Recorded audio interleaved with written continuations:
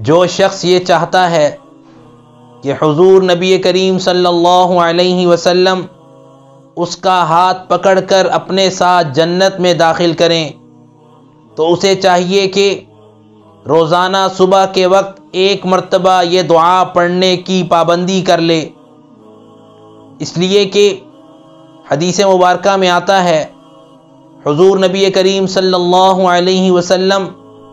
اس شخص کا ہاتھ پکڑ کر اپنے ساتھ جنت میں لے جائیں گے جو روزانہ اس دعا کے پڑھنے کا اہتمام کرے گا۔ وہ دعا یہ ہے: رضیت باللہ ربا وبالاسلام دینا وبمحمد صلی اللہ علیہ وسلم نبیا، یعنی میں اللہ کے رب ہونے اور اسلام کے دین ہونے اور محمد صلی اللہ علیہ وسلم کے نبی ہونے پر خوش ہوں۔ اللہ سبحانہ و تعالی ہم سب کو اس دعا کا اہتمام کرنے کی توفیق عطا فرمائے